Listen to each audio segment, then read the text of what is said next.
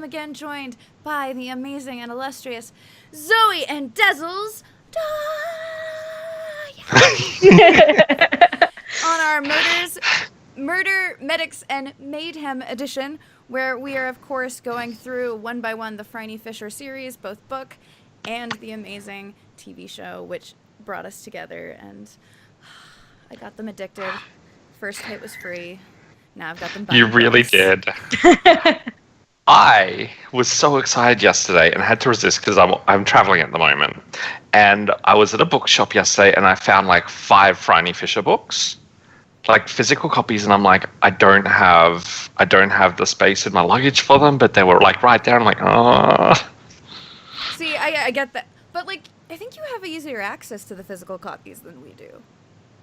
If they were signed, then I would be like, oh, maybe just mail them to yourself. Screw the weight limit. They go in my bag. Damn. We are all also, because this is a late night edition, our schedules were running about, we all have beverages of a slightly questionable nature. And you're like, Kiri, you're just drinking tea. But is it though? It's just really good tea, guys. God. It's really great. It's a bit stronger than I'm used to. The sleepy time That's tea. how you know the tea's good.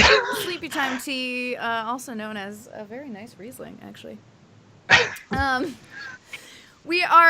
book and the episode we are discussing today is Murder on the Ballarat, which is the 3rd book of the series and the 2nd episode.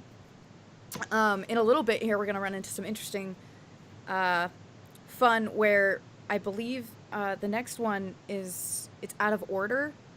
Like the next book is actually like the 4th episode. Like they're swapped. The 4th and 5th are swapped, book and episode. It will not hinder you, but if you want to watch both, Des, I totally understand. I believe. Oh, look at how I'll handle it. I believe they're done in a way where you could watch the 5th and not be confused, but I would understand if you wanted to just go 4th and 5th. Because we'll probably end up comparing stuff to them anyway, so you might as well. Anyway, before we do that, you may recall last episode we talked about Australian candy, and Des, who is the sweetest human, sent both Zoe and I care packages, and I believe Zoe filmed. Did you already film your? Mm-hmm. I filmed my partner and I filmed a tasting. Is it on YouTube of yet? them? Not yet. Okay. It will be. So when this goes up, we'll say that I'll put it in the link, the description. Mm-hmm. I also have a box of. Oh God! I'm falling off. Didn't realize he was that small. I'm falling off my tuffet. Miss Muffet, let me her tuffet. I also have a care package full of food. I already opened it because I needed to get these out. So it won't be like a normal owl. These are bananas, which Des was talking about, and when he was describing them, we mentioned they're very much like circus peanuts. And, oh, weird. Oh, you are blue. Weirdly, doing that made me very blue. Hang on. Nope. There's no fixing. Oh, there we go. Oh, okay. That's weird. I do have a purple light on behind me, but that's... You know what? Maybe I need to fix that. Hang on. Zoe, do you want to talk about the bananas? So we were trying to figure out what they were when Des was explaining them, because the closest thing I could think of was those little hard candies in vending machines that you get that are shaped like bananas. And he said, "Oh no, you're both very wrong." And when I saw a picture of them, I thought they were going to be like circus peanuts, but these are much harder than circus peanuts. Okay, this is one of the things that he sent in the care package, at least to me, was musk sticks. Oh yeah, no, I have that as well. Which look very similar to this, but again, like, they're harder, which confused me because I'm like, oh, it's like a marshmallow texture, but they're not. So we will be trying this for the first time together. I want to make sure the camera is got a good view of our faces, because this is... I don't like banana candy normally. So we'll see. An interesting thing is they don't taste like currant banana. They taste like one of the. But that's why uncommons. I like currant bananas. I find Same. banana candy to be very sweet in a way that's.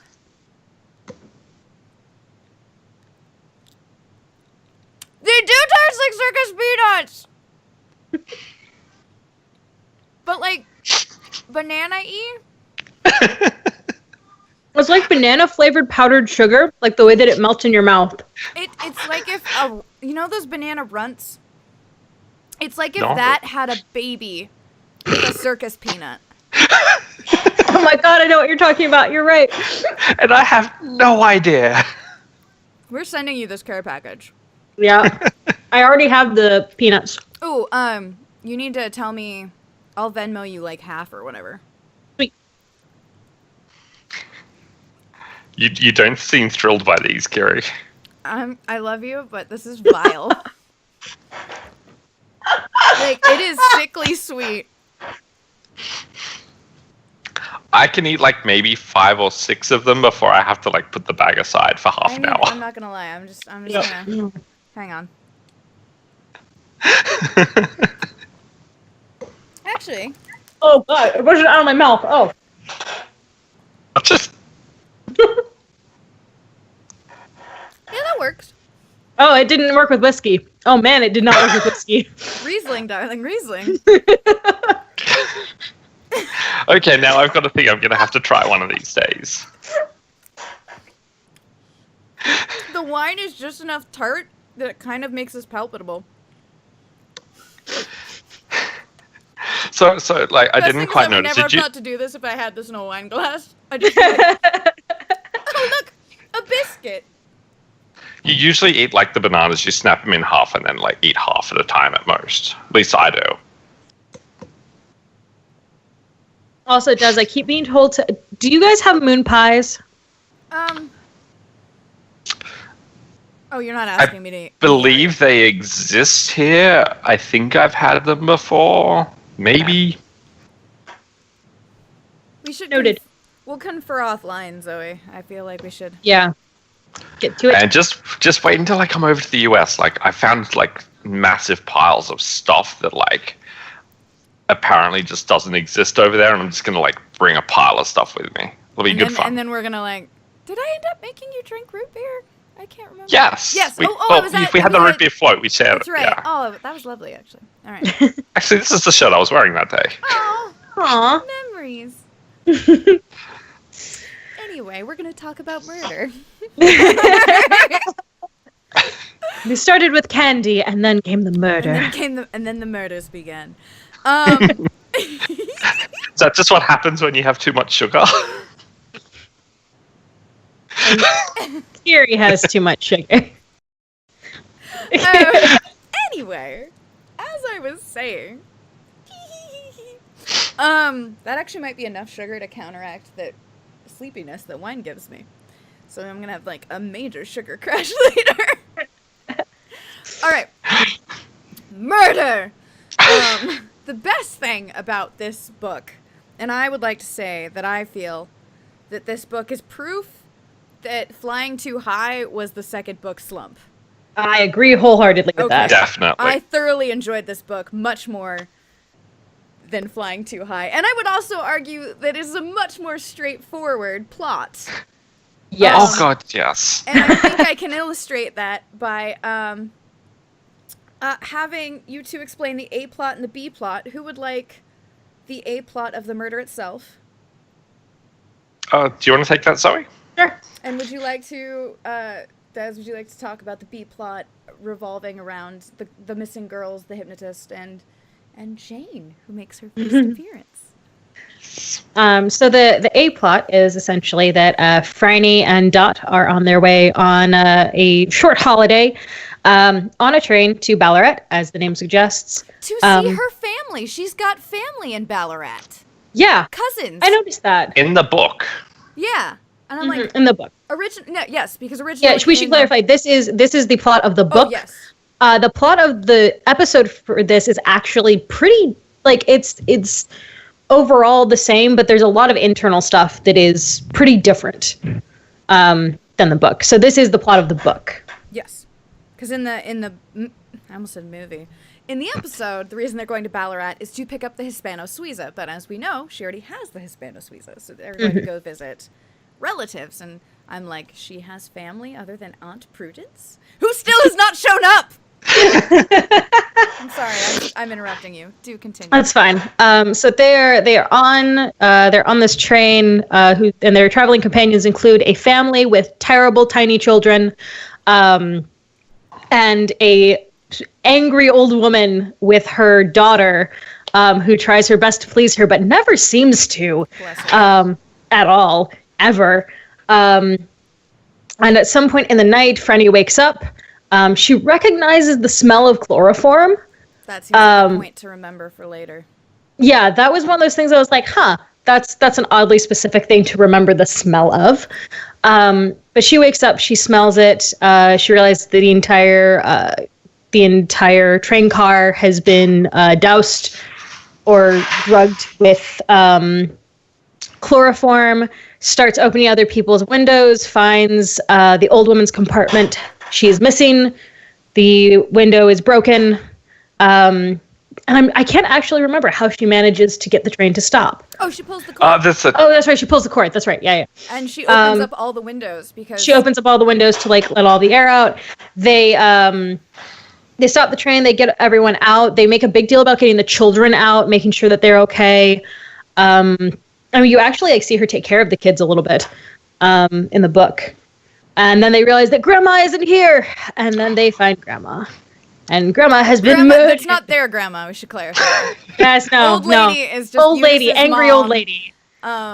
Eunice's mother. A terrible woman who was constantly complaining the whole time. Eunice, bless her heart, who is the daughter, still had the chloroform cloth over her face, and it burned around her mouth. Which I didn't actually know that chloroform could burn. I didn't either. Which now makes me go, how long does it have to sit there? Or is that a thing that, say, a lot of procedurals just ignore? Like when you have, the... Yeah. They just hold it over the person for freaking ever. I'm like, okay. I mean, it makes sense. It's a chemical that literally, upon scent, you can pass out from. So that's got to be by that logic, it does make sense that your skin would find it abhorrent, but definitely didn't think it would be like, do continue. And of course, from this point, Franny, my memory is obviously not as good as I thought it was. We'll work through this together, and we can discuss as we go as well. In fact, would you guys prefer if we just discussed our way through it and then? Yeah, okay. Let's. I like that. I like that method. Let's discuss our way through it. Sorry, guys, we're still trying to figure out what works best, and so essentially, and we're gonna just kind of go over the because we don't need to go into too much detail with the train, but in the original, it's not the original. It's just what we saw first. Or what? You mean the book? Yeah. In the book, in the TV show. In the TV show, it's much more simple, where Franny smells something strange, but it has not overpowered the entire car. So literally, I also found out, thanks to the book, that it's heavy enough. Like chloroform as a gas is heavy enough that it will stay low and just kind of linger through the whole. Because it's flooded through the air vents, which, again, if you get the audiobook, there's a small little interview at the end with Carrie Greenwood, and I'm like, it's great. See, I'm sorry, you gotta get the great. But then I don't have time to take notes because I'm driving, and I'm like, oh, gotta remember that for later. And it doesn't work very well. Where she talks about that's a thing, and I talked with someone who. She talked to someone who knew trains at the time, as well as someone who knew chemicals of I'm like, oh, this is writer research that makes me just so happy. That it literally can it's heavy enough that it'll just linger around, and so that's why she shoots the window open. Freaking love her. To Excuse me, I'm pretty sure she broke that. Broke the window open with her shoe. Oh, definitely. Gosh, her window she breaks open with her shoe. Can we talk about that? She lies to the policeman, the Ballarat police, about breaking it with her shoe, and that she has even ruined a shoe with glass after the fact to prove the fact, so she doesn't have to have the discussion of, I have a firearm that I'm it kind of alludes that she's maybe not legally supposed to have it. And I'm like, and it gets even better because she doesn't in the episode. She doesn't shoot the window. She shoots open the door, lock on the door. Oh yes, and then Jack, who is not as prominent in this book. She goes, he asks how she opened it. She's like, I broke it open with my shoe. And his response is, your shoe seems to have the ballistic capabilities of a 38 revolver. And she goes, fancy that. My favorite thing about Phryne, or not my favorite, but one of my favorite things about TV show Phryne that we haven't seen too much in the book yet, and I'm hoping it's because we haven't seen too much of her and Jack banter yet. And that's the thing of, we both know I'm lying because I'm not really making an effort to hide it, but I'm really just daring you to call me out on it. And I know you're not, because I'm just doing this like blink, blink. Oh, really? Isn't that funny? I wonder how that is. Freaking out. But it was just such a fantastic line. Right? There's some really good lines in this episode. There are. Like this is the episode where the "I don't let myself become lustfully compromised" bits of an investigation comes from. We'll get to that. Which is not true. Well, actually, I would say more so in this one than in the last book. In the episodes, I would say that's true. Yes. Not so much for book Phryne, because book Phryne, I'm like, Phryne, you just fucking you just fucked a murdered person. Okay. Murder suspect. A murder person. So shit. Okay. So in the episode, there's another great line that I would love to highlight, and I quoted this at you, Zoe, so I apologize for being redundant. They've got the Ballarat police in the book, and they do have a little bit of that in the show, but they've got Hugh Collins shows up because it's still technically under their jurisdiction, and I love Hugh, and I'm sad he's not in this book yet. Soon, I have heard rumor that soon.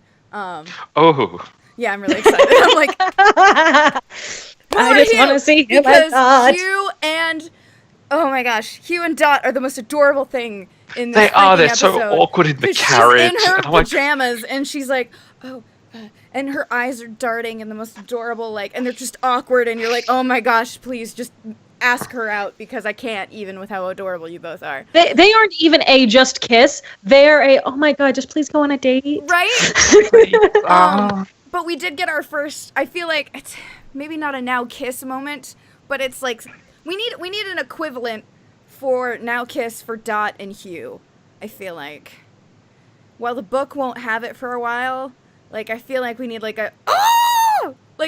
Is there a way we can vocalize that noise, type out that noise, moments, because I feel like that's them. Squee moments, maybe? I like that squee. Squee moments. How many squee moments? I'll add it to my It's all encompassing. to my tally. I like that. It's all encompassing. Anyway. So Constable Collins shows up and he's like, there's, no sign of foul play, blah, blah.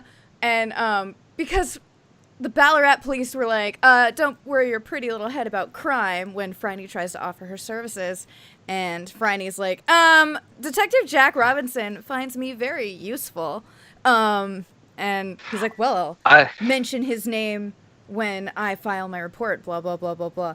And again, this is one of those moments where book Jack Robinson so far has actually found Phryne very helpful, whereas episode Jack Robinson is kind of irritated with this woman who keeps sticking her nose in his fucking business.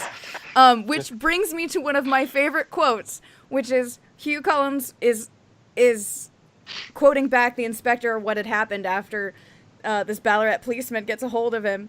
And he's like, Miss Fisher, I would appreciate if you would stay in your own compartment, stay out of the murder investigation, and to not bandy about his name for your own convenience. And her response is, well, you can assure the inspector that none of this has been very convenient. I aspire to that level of sass, like that. Just like Right? none of this. I just want one day be as witty as Phryne. Like, yes, I want her clothes. All of it, but I just want to be as witty as her. Right? I just that clever of just with the. I love in the episode when that little incident goes down, like just before she name drops Jack Robinson. They have a shot to Dot. Because the inspector's like, oh, effectively, don't worry your pretty little head about this. And Dot's just kind of like... You said literally the exact wrong thing. She's like, I know that Phryne is about to just be like... The look on her face is very like, oh, man, that was so wrong thing to say. Maybe we would have gotten through this as just like normal, but now you've like made it personal to Phryne, and it's just not happening. I just know. And Dot's playing detective a little bit in the series now, because she's like, what about the disgruntled guy with the kid? Yes! Do you reckon it was him? And I was like... Because in the show, Alexander Cotton is a single father who has lost his wife, and he blames Mrs. Henderson because she was the matron of the hospital, and she basically told his wife, you're not ready to have the baby yet, go home, come back later. And she ended up having the baby at their home and dying. So that's episode of Mr. Cotton.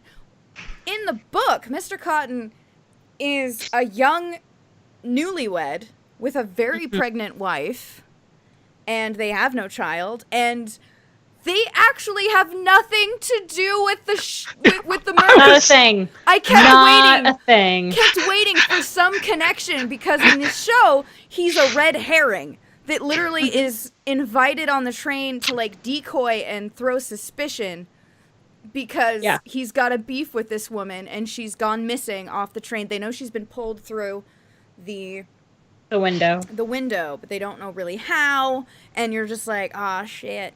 Also, one thing about the book is Phryne noticed a guard who was very young and blonde and had a scar on his face. And she's like, I didn't think much about it, but like all of the guards are very much older men. So that was like a huge red flag. And she's like, oh, I guess that was the murderer. They're just like, snip, snip, snip. Let's just remove that part. Yeah, to be fair. The one thing I actually do find really interesting on the train, though, is because you do, like, you have the separate family with all the children, which everyone agrees these children are terrible. Like, in the book and in the episode, they all agree that these children are awful and they ruin everyone's day. But in the book, she ends up taking care of the kids, and she's much more maternal towards them. She has much more of a maternal bent in the books than she does initially in the show. Yeah, and I'm not sure how I feel about that, to be honest. It does seem weirdly out of place. Well, I think that in the book still, I think she expresses that she has like no interest in children whatsoever. Yeah. I think she just plays the role that is required at that point. I would agree. Yeah. But then I have feelings, and we'll get to this later, about how quickly she takes Jane under her wing without real cause. And because in the episode we see Jane on the tracks, and she's a stowaway, and she steals the jewels that apparently she found outside the train that belonged to Mrs. Henderson. In the book, she's an amnesiac, which is weird. Doesn't know who she is, doesn't know anything, and doesn't have the jewels, nothing. She's just like... Yeah, she's not connected to the murder, actually. At all. She's just sort of bumps into it, and we'll come back to her B-plot later, but we can talk a little bit about just to get her into... Well, she is involved in the murder, sort of. Kind of, yeah. Not in a way... She was exposed to murder, to part of that storyline. Exposed to murder, there you go. But we don't find that out till like near the end, so we'll like get into that later when we go into like her memory loss and all of that jazz. But so she's brought to her, and it's like, oh, she doesn't have any memories, and Phryne almost immediately is like, I will take care of her, let's not send her to welfare, which feels counter to what she states. It feels very abrupt, and I like in the episode you understand why. In fact, Essie Davis does this really beautiful moment where, because remember, in the show, she's got a sister called Jane, and it's almost like a good version of the BVS, Both Our Mothers Are Martha. What? Because it's this beautiful moment where she's like, what's your name? She's like, Jane. And you see just this beautiful moment of just absolute subtle heartbreak in Essie Davis's eyes. And she's like, I had a sister called Jane. And very quietly, you can barely hear it, she says something like, it's a very lovely name. And it's just, you see in that moment that there is a reason for her sudden, like, attachment to, not only does she see herself a little bit in this scrappy, really intelligent street kid urchin, but also she clearly is like, it's kind of like seeing my sister again, even though I know I'm not. So that attachment to, while begrudging it first, why it suddenly becomes like, no, I'm not letting her go to welfare. Nope. That made more, I feel like that had more of a basis in the show. But then I'm partially still expecting us to find out later that there's stuff that she just hasn't, either she's like suppressed and it's not been revealed to the reader for some reason, because I find it very strange that Phryne pulls the name Jane out of thin air. It should be in the book, she calls her Jane. The girl doesn't remember her own name, and she says, I'm going to call you Jane. And there's no, like, don't get me, I get it. Jane is a very common name. But the fact that she literally just, like, pulls it out of nowhere is weird.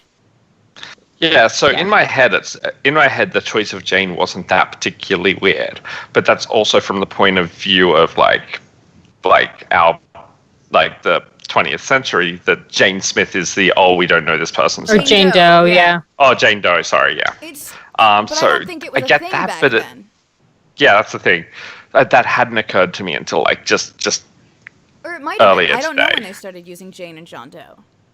Actually, someone want to internet that? Yep.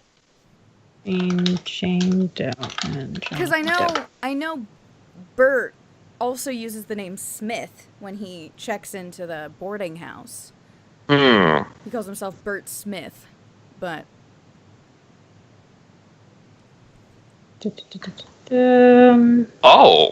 John wow. Doe as early as the 1300s. 1327. Really? Okay. Yeah. Huh. All right. John Doe or Richard Doe for men, Baby Doe, Janie Doe, Johnny Doe for children. Okay. Yeah, but yeah, I'm getting at least like the 1300s. All right, so maybe it was a thing. And if so, I just feel like it wasn't communicated that well. But that also could be because I'm very, like, my mindset was very colored by the show and how there was a very strong association for that. And it did feel a little weird, at least the way it was written. I don't know. But okay, so here just to cover Phryne's exact words regarding those children, because I have it highlighted because the paragraph. And she feels so bad about it later when she feels really bad about it later. Dies. But initially her response is, those children were the most pestilent set of little nuisances who ever afflicted a train. Mrs. Henderson found them particularly annoying, I thought. I had a few words with the poor old lady on the subject of modern children and how they should have all been drowned at birth. And then Dot and I went to the back compartment. Oh, the sass. Oh, like, I mean, so in the books, at least in this book, I feel like she is very adamantly like, I don't like kids at all. And then she suddenly switches over to, now I'm taking care of kids. Whereas in the book, she has I just don't really care. Like, she's more, that's what I'm looking for. Or in the show, she's more like, I never understood I don't care the for appeal them. of parenthood. Yeah. And I think that's what she says in the show, is she doesn't understand the appeal of parenthood. And in the book, she's definitely initially more just like, oh God, kids are the worst. Burn it. Yeah, just why? Burn it. Burn it all. No. Yeah, and it's, it's a little odd. I feel like that shift to taking in Jane just feels a bit more disingenuous than it does in the show. Like, and it you don't feel that connection. I don't know. Maybe I'm lingering too much on that. Especially because the difference between the book version and the movie, because in the movie film, no, still wrong one, in the episode. Because in the episode, she fosters Jane. Yeah. Whereas in the book, she adopts both Ruth and Jane. Yeah, which is weird because they just, in the book, Ruth doesn't have her grandmother, and we'll get to that later, but she's so, like, quick to do it, which I get. Phryne apparently has more money than God, but it's just, it's weird. So I'm very interested to see if both of those girls are going to show up in the next book. Like, is Jane going to have a prominent role like she does in the series? Or is it like, okay, I'm going to ship you both off to a nice school, and we're not really going to see or hear from you both again? Yeah. I don't know. Well, it could be very well that, like, they're setting up the Greenwood might be setting up that overarching storyline, because now that she's in her third book, she knows that the series is going to be continuing a bit longer. So there's the opportunity to set up something that's happening over a longer time period. True. Fair. We'll have to see. Did you have Although I do think they specifically said something about potentially boarding schools in this book with the kids. Yeah. I feel like that was specifically mentioned, but in any case. It is, but, like, I think it's about, like, it's not, yeah. She does mention it about, like, sending her to the best schools or something, but. Also, I feel like it bears mentioning in the episode, our introduction to Jane, we see her in the intro. And the introduction to her in the TV show is her stabbing a man in the hand with a fork. Yeah. Like, she's like... We have a very clear picture of Jane. Clear picture, and it's her defending another girl. It's Ruth, actually. Ruth. It's her defending Ruth. So you start off with a very clear picture of, like, and then she shows up on the train. Yeah. So you have a very clear picture before she enters the story, the overall story of the type of person she is. Yeah, and whereas, like, when she first, it's interesting because you have such a very clear idea in such a short amount of time of this is who Jane is in the show, and then in the book, we have no idea who she is. In fact, she has no idea who she is, and the only clue we really have is Johnny, who was, like, the littlest kid of the bunch of kids, recognizes her because apparently she helped put him back on the train after a stop, like she wandered on. Which, okay, I don't know if you guys remember much about Johnny, but we need to talk about Johnny and the red herring that is Johnny's fucking imagination. Because Kiri Greenwood loves her red herrings. Okay, first of all, Johnny claims his mom's embarrassed because when he's talking about girl put me back in the light, because he's talking about Jane. The girl put me back in the light, which they deduce, okay, she put him back on the train. But he has two other things that he says, which I remember what they are, which I anticipated to come back to, and it never did. The one was, there was a bear under his bed. Yep. And I was like... Oh, I was waiting for that to come back. Right? I'm like, what was the bear? Was it the murderer was down there, like, in something? Like, and that's where he hid, getting on? And I was waiting, and we never got back to it. And the second one was that his dad came and tucked him in, and his dad has apparently been dead. Also, nothing. Never went back to it. And no one addressed it. Like, in the moment, no one was ever like, honey. I mean, his mom does say, like, he lies. He makes things up. Yeah. And I kept waiting for, like, this to be a moment of no one believes the little boy, but the little boy did see something. He just doesn't know what he saw. And that's not what happened here at all. And I was kind of angry at that, but also like, God damn you, Kiri Greenwood, and you're subverting my expectations. And I love that she red herrings that are freaking everywhere. I love that, Lynn. That's been a consistent thing throughout these has, 3 books. And I fall for it a little bit every time. Right? Like, it's so believable every time. It doesn't matter. Like, it doesn't matter that you're like, oh, we're on page like 15. Like, this can't, but it just, it's so, and in the last one, it's like, your model is in such detail. Was she the one who did? Nope, she actually was just leaving the apartment. Right? Never mind. And the random woman who peeks in to look at PC. Yeah. Police woman constable Jones? Yeah. Yeah. When she's doing the sting operation, who I could have sworn, I was like, that's got to be Lydia, because she said she was dressed really nice. But we never find out who that woman is. We never see her again. And I'm like, this is that again. This is that exact same thing, where he's like, oh, there was this under my bed. And she's like, well, he lied. You know, sometimes he makes things up. Last night, he said he saw his father. Or, like, he said that his father came in, tucked him in, and said it was going to be all right. And he's like, I did see it. And I'm like, oh, shit, who's his dad?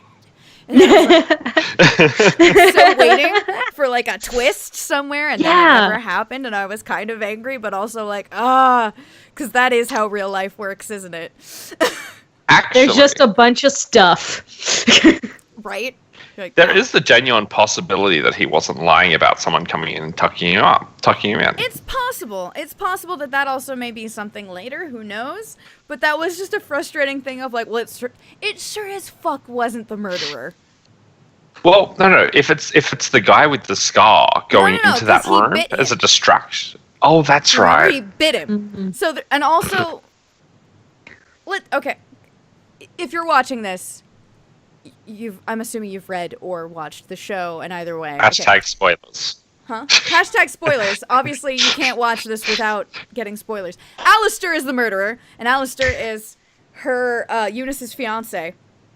I'll get into that more later. But there is no way that Alistair freaking tucked that child in. That's true. Especially book version of Alistair. Oh, God. Book version of Alistair is such a fucking asshole. Cock. He's just... God, that is the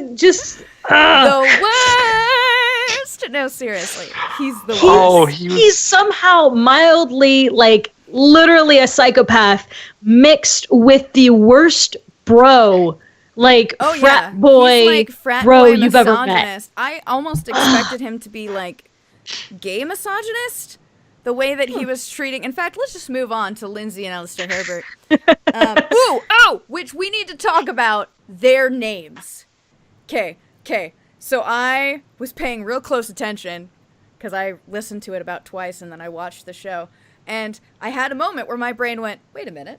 Because, obviously, Lindsay is so much different in the book than he is in the show. And I appreciated that because I was like, Phryne, if you're going to fuck this guy, he better be way different than he is in the fucking show. Because in the show, he's kind of a skeezy little rat. Yeah. And I'm like, ew, get him away.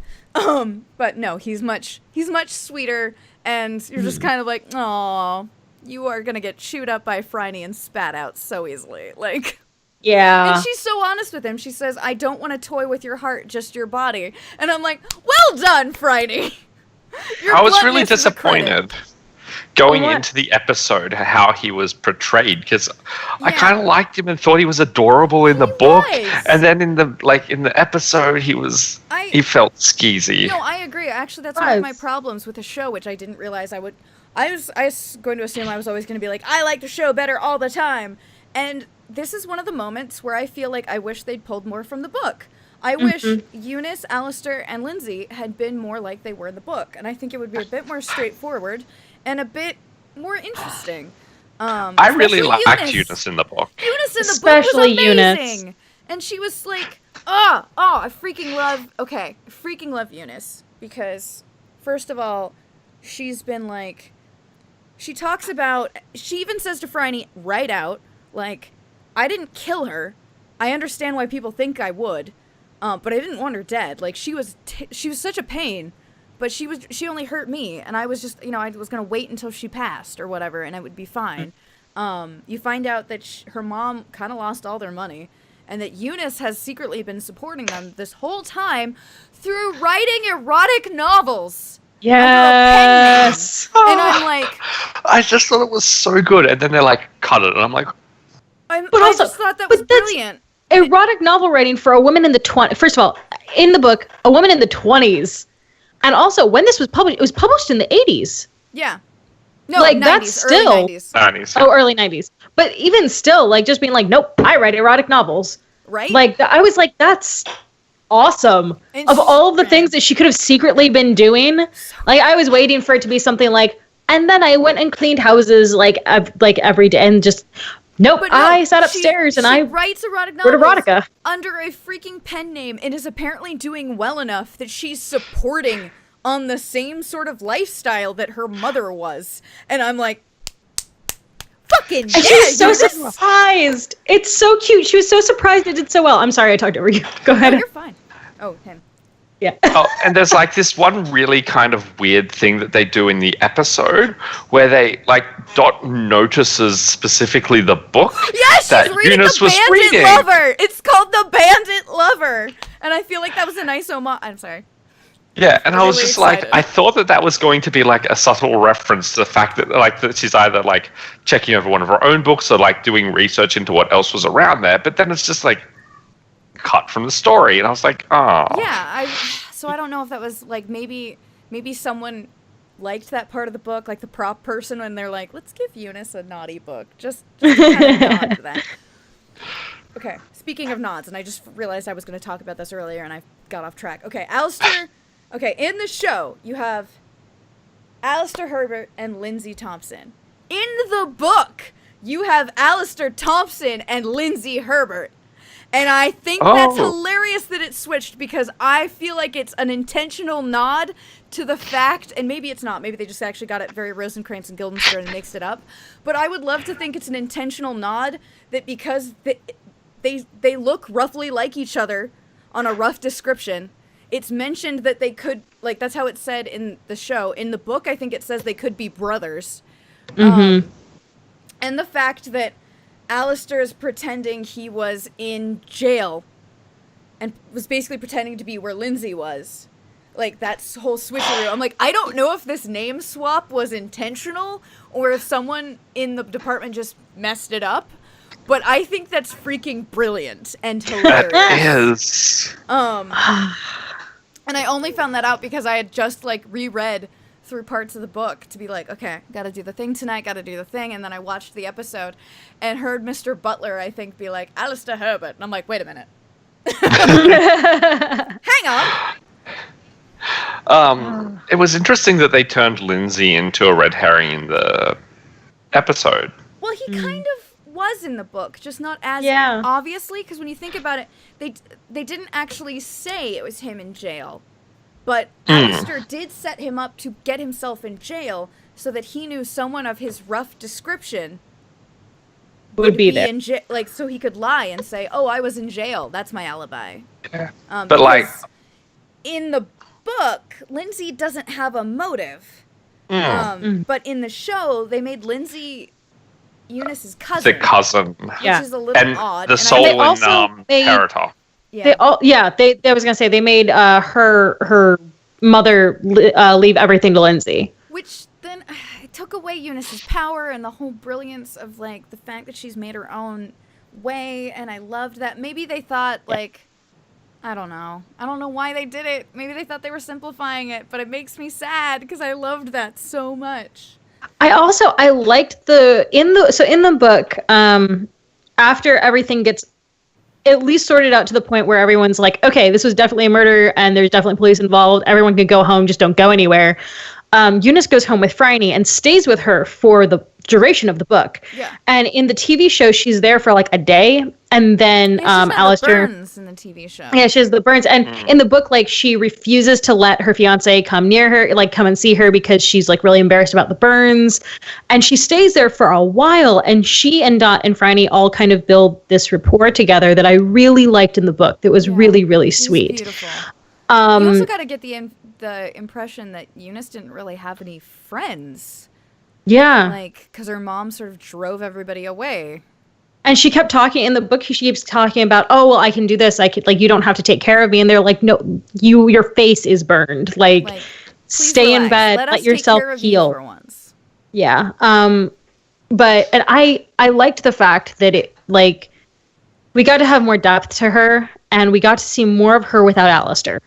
Yeah. We got to we got to see her, and in the show you see her mostly in connection with Alistair. And Alistair is the worst. I also don't understand why in the show she hires Phryne. Neither do I. It doesn't really make sense, and it doesn't seem to really throw suspicion off her. It just it felt a little forced, because in the show, Eunice is actually in on the murder. Yeah, that felt so weird. Like, the way they describe it, it's kind of clumsy. It sounds like they were going to initially just drug them and have Alistair steal the jewels, and then Alistair actually kills her, but is like, oh, we accidentally chloroformed her for too long. We got to get rid of the body, blah, blah, blah. And then, which Phryne points out, even a failed medical student would know how much chloroform to use, which is interesting, because in the book, he's actually, like, top of his class. Yeah. And, he still doesn't know that chloroform would burn someone, but apparently that wasn't common knowledge. But I don't like it. It's sad to me, because I feel like you've got two very different kinds of heartbreaking, and I don't feel like in the show it's as effective. I do, like, my heart does kind of, like, ache a bit, like, when he's being arrested, and he's like, I still adore you, Eunice, and because you're like, oh, you actually have affection for her, whereas in the book, he is clearly a gold digger, after the money only, and it's like, all women are good for is breeding, and you're like, oh, all right, you're that kind of person. He was the worst. God, he was awful. And it's just heartbreaking, because Eunice is like, I would have given him anything, and you're like, Eunice, you deserve so much better, you precious little cinnamon bun. There is also this amazing moment. They do it very briefly in the show, but there's an amazing moment with Dot when they get back to the house, because the house has just been finished being remodeled and redone, and she gets back, and Phryne tells her that, like, oh, this is your room, and Dot is just like in the TV show, like, Phryne goes to come downstairs, and Dot's crying, and she goes, oh my God, what's wrong? And she's like, I've just never had my own room. And she goes, oh good, I thought you were still sick from the car ride. She's like, oh, that just terrified me. No, I was just terrified of that. But in the book, like, we get a nice little section of her going, like, understanding that this is hers and no one's going to take it away. And Phryne's like, great, we're going to go have dinner. And she goes, actually, do you mind if I just stay in the room for a little bit? That's the last book, actually. Yeah, I was really glad that they pulled that in from book 2.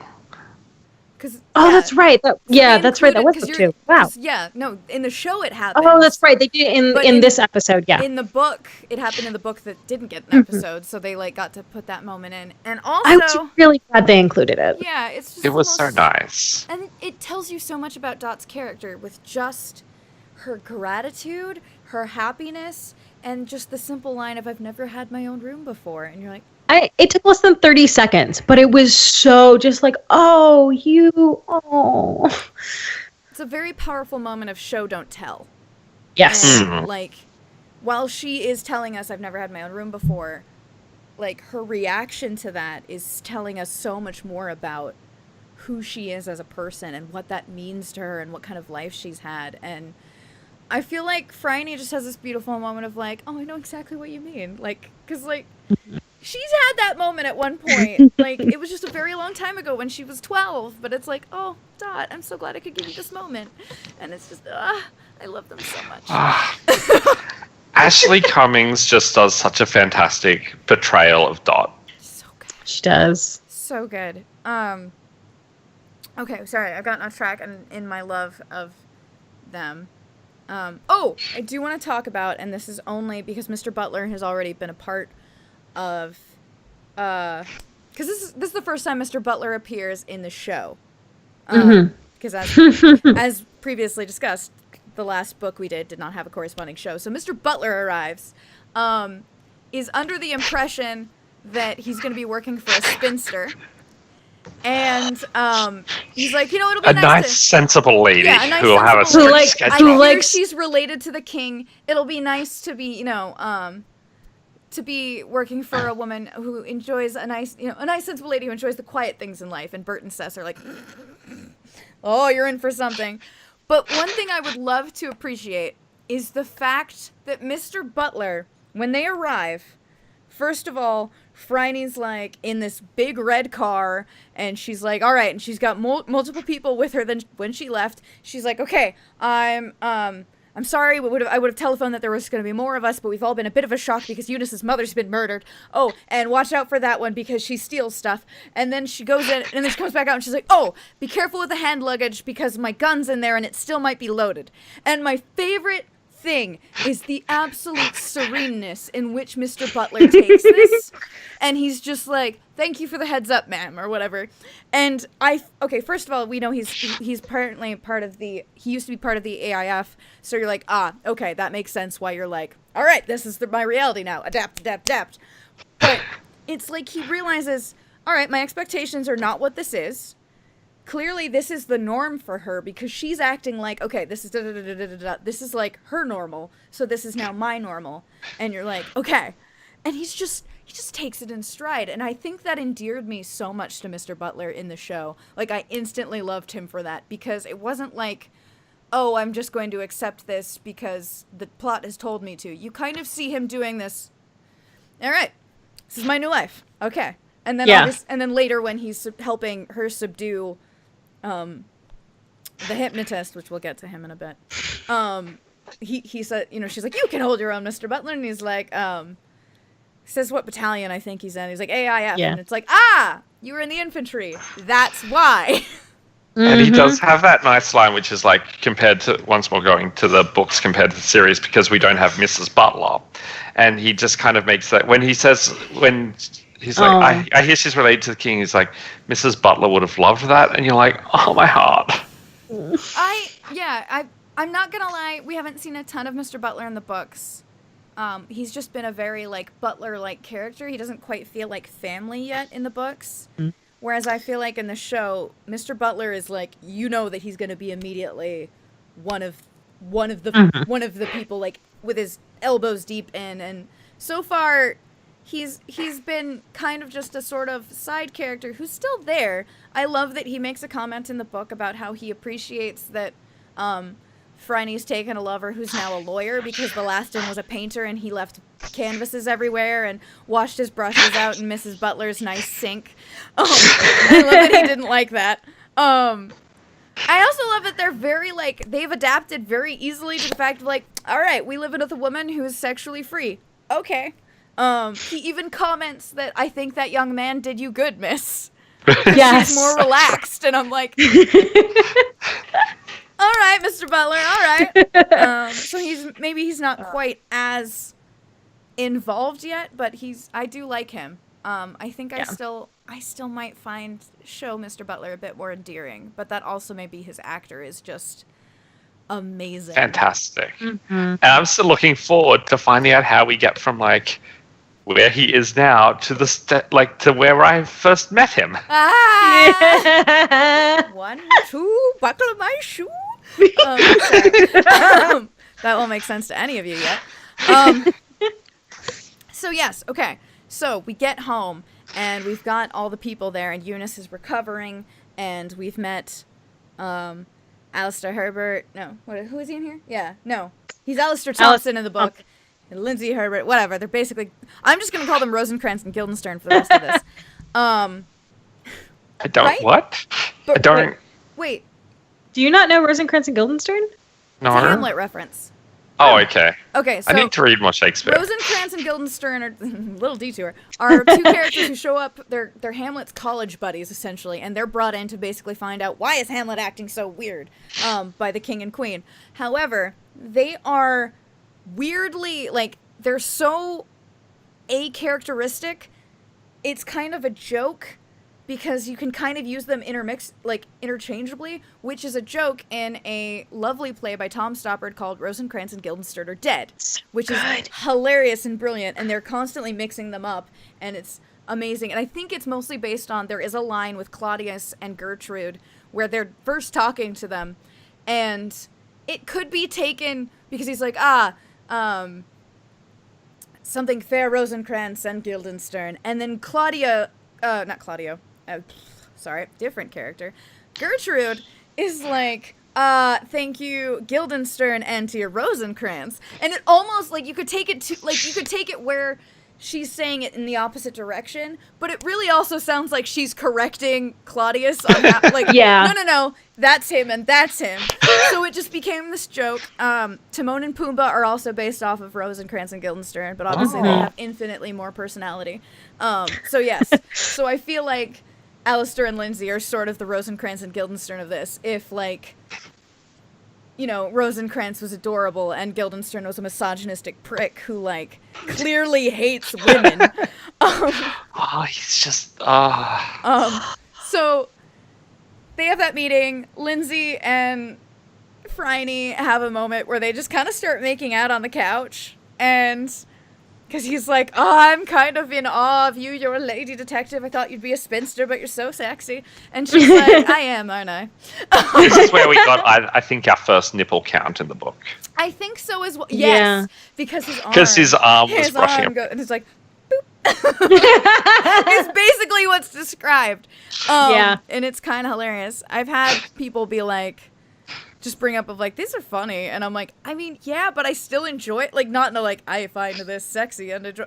It's hilarious to me, and I don't think you can honestly write a sex scene that I wouldn't laugh at, because I'm a 15-year. It is, and especially written. It's like, written down, I'm like, guys, I hate to break it to you, but the real sex in a book is the plot. This is just. I mean, spoken like a writer. It really we're not there for the like, sex. We're there for the story. Right, because bitch, we're here for the story. Because the most interesting part of sex narratively is what happens before and after. The actual act, you're like. They have body parts. We get it. All right, this is. I mean, unless you're gonna start being like, oh, and then I found a scar on his left thigh that only matched the murder weapon. What? You know, I don't know. I hear that's in like book 17. I really hope that happens to Phryne. Where she's like, shit, this is a burn exactly like the hot poker. You're the murderer. I feel like book Phryne would still have sex with him first. Yeah, you know, and then be like she would still do it, and then be like, oh, also I'm arresting you. Also, I've handcuffed you to the bed. This isn't for fun though. But now I can check something off my bucket list. Fucked a murderer. I feel like she'd have one. Anyway, so that's happened. Jane, we get the return of Dr. Macmillan. Not in the show, but in the book. Dr. Macmillan is back, which made me very excited because I was slightly worried that she was going to just like be there in the beginning and then never return. And I was like, oh, she's back. Yay. And Jane thinks Dr. Macmillan is the shit. And it's super cute. Because she is. She is. She's not wrong. And that's how they find out how smart Jane is. Also, they talk about Alice in Wonderland, and I feel the need to point out that every quote at the beginning of each chapter is from Alice Through the Looking Glass, and it makes me so happy. I need to double check that. It is. I thought I could have been going mad. I thought I saw one that wasn't, but I could just be going mad. We're all mad here. I see what you did there. Do you like my subtle, I'm hiding stuff on my desk by placing a book there? Okay, it might just be my confusion. There's the hunting of the snark. Oh yeah, no, that's from Alice in the Looking Glass. Oh, okay, cool. It's a Lewis Carroll thing. Yeah, because I was like, it's a Lewis Carroll, but like I don't know. I think Through the Looking Glass. Still in Through the Looking Glass. I'm not entirely sure because my copy of Through the Looking Glass is like the big collected works and annotated. But I think it's like The Walrus and the Carpenter, which is technically a part of, you know what I mean? Alice in Wonderland. Yeah. Oh, okay. Yeah, that would do it. It's included. It's included at the end of it. The Griffin tells, but it's not really. You know what I mean? I don't remember about the snark. I don't know Through the Looking Glass as well as I'd like to because I'm terrible. You know why? Because I haven't finished Changeling. Anyway, do bad. But the important thing about Dr. Macmillan's visit is Dr. Macmillan brings up, like, after Jane's left the room, she's like, that girl's been abused. Yes. Yeah.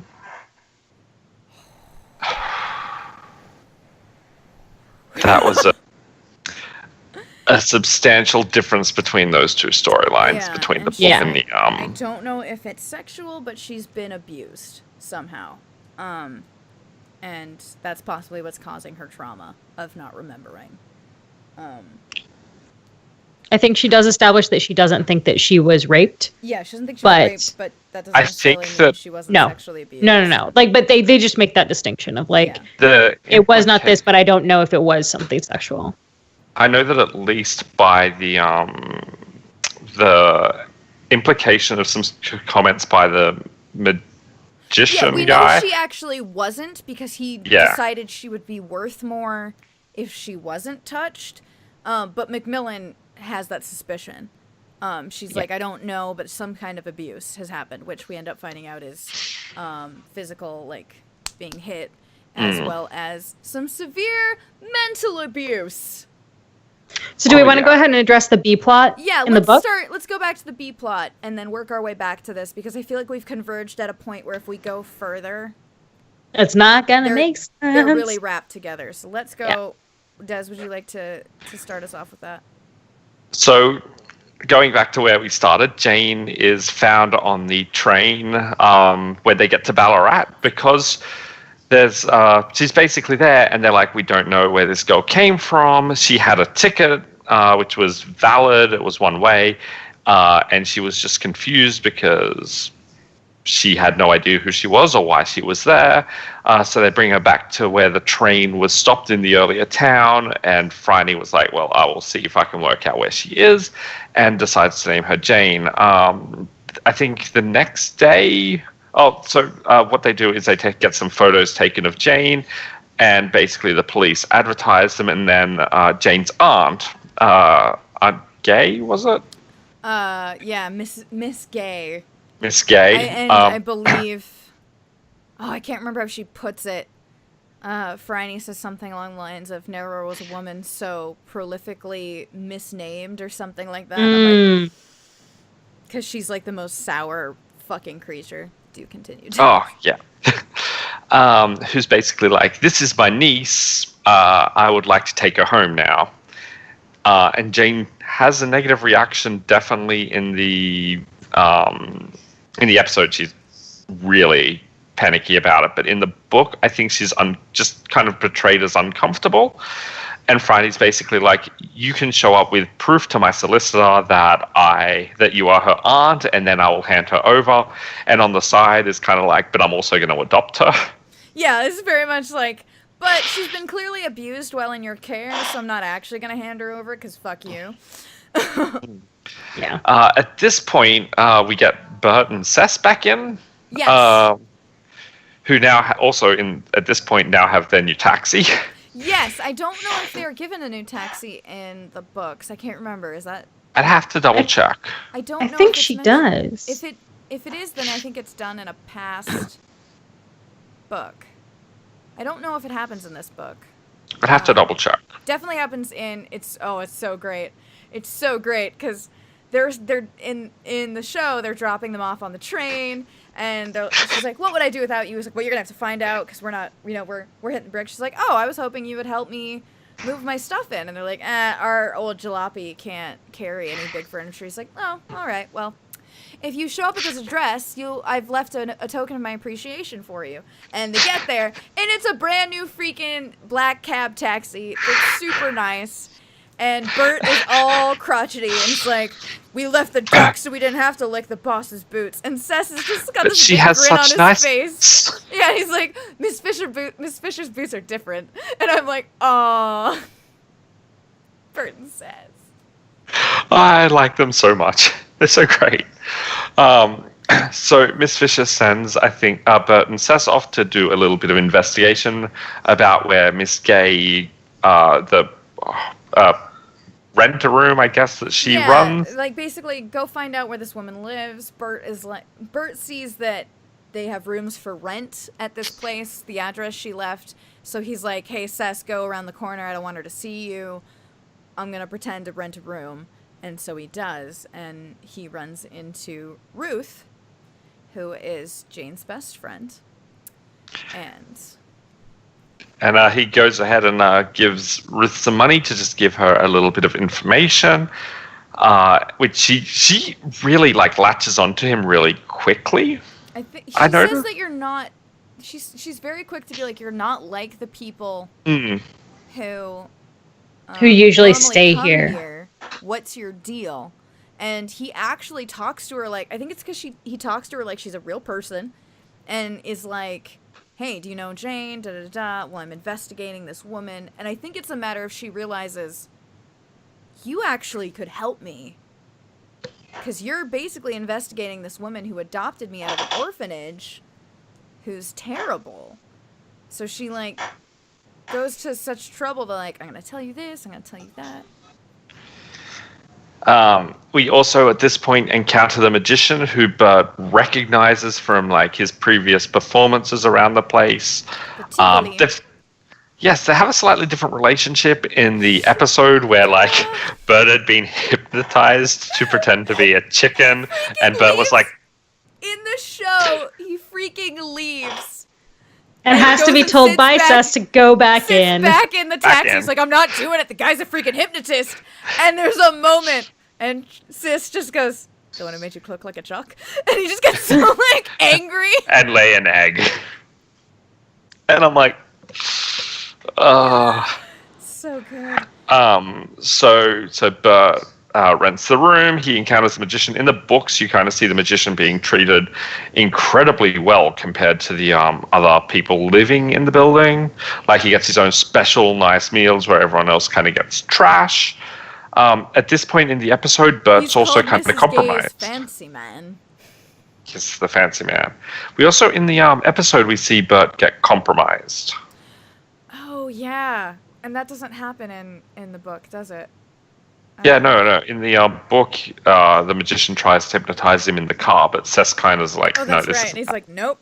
Sorry, bro. Whereas in the show, he kind of catches him talking to Ruth, and he's like, looks suspiciously at him, and he's like, how was lunch? And he's like, my guts are still growing. He's like, let me help you with that. And goes, snaps at him and is like, look into my eyes, look deep into my eyes. And he's like, does the whole thing where you get the impression of, since he's been hypnotized previously by this guy, he's able to be put back under. Mm-hmm. At this point, another divergence is that in the book, Jane gets panicky while she's sleeping in one of the nights because she hears something at her window, which throws back to some bad memories going back to her abuse. But she opens up the window and lets in this tiny little black kitten. She names Ember. Ember, I love it. Little black kitten. And basically in the books, Franny's like, should we keep it? And they're like, it'll help keep away the rats and that'll make Mrs. Butler happy. It's so cute and he's so sweet. And it's just this random, all right, you've got an adorable cat that's super happy. Going back Unfortunately, Kitten not appearing in this episode. Kitten not appearing in this film. It's upsetting. So, on to the hypnotist, whose name is Mr. Merton. Fun. During this time, there's technically, it's part of the B plot, but it's almost a C plot at first, where she gets a call in the book about a girl who's gone missing. And her father thinks that she's been hypnotized, or mesmerized is how he puts it, because she's vanished from her school, and they they think she's gone down to the brothels. And Franny's like, that's a little weird. Probably not hypnotism. That's strange. So we have the return of Clara. Yup. Yes. And it's weird. Yeah. I'm not sure how I feel about Clara every time she turns up. because it's weird. The note it was left on in the last book felt so weird, just being like, oh, I have this problem. Guess who I'm going to go talk to? Clara, how are you doing? Like, it just, something felt weird about that choice. Yeah, and so I had a little bit of when she was introduced, just because I remembered that. And Claire's like, okay, we're going to go ask around, and we're going to go see if we can find this girl. I haven't seen her, but that doesn't mean she's not here. So through Clara, they're able to get into different brothels and go, you here, you here, you here. And then they find out, what's his name? It's like Chicago Pete or something weird. Yeah, it was something he's American. He's American, yeah. He's got a brothel. See. Okay. Yeah, Chicago Pete. Ah! Well, she's the new one. Chicago Pete. Yep. All right. Thank you, brain. So she's a new one of Chicago Pete's, and apparently all his girls kind of look like they've been drugged because they're all kind of out of it. Yeah. And they're like, I don't know, that's weird. So, and Clara's relationship with Chicago Pete is not good. Weird. Apparently, she reminds him of his little sister. And so he's like, you need to, like, wear real clothes and not... It's weird. I can't quite decipher what's happening. It both seems like it's meant to be kind, and at the same time, it seems like there's some Lannister stuff going on. So I'm looking through here, and there's this section that I'm looking at right now where it's discussing how Clara feels about Chicago Pete.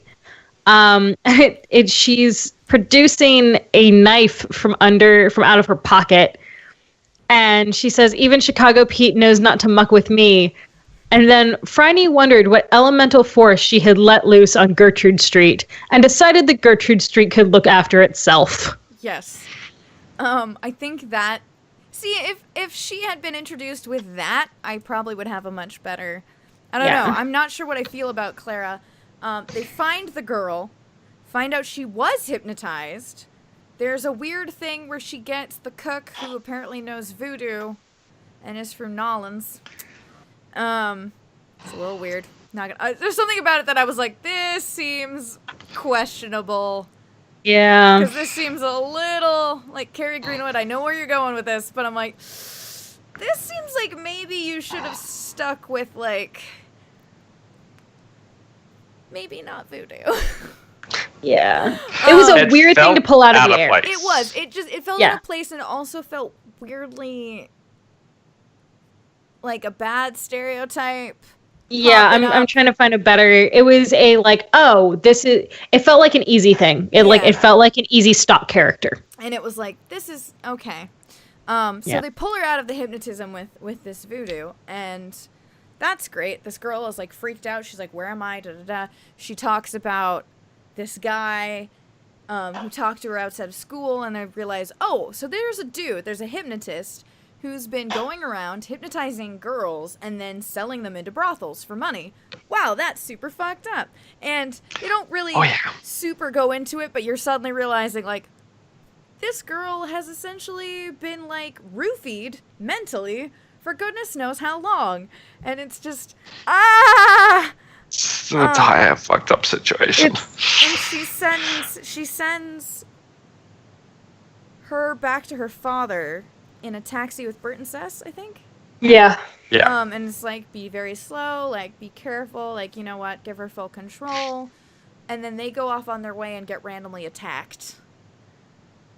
Which also felt weirdly out of place. Like, do you remember that? Where, like, her and Clara get jumped for their money.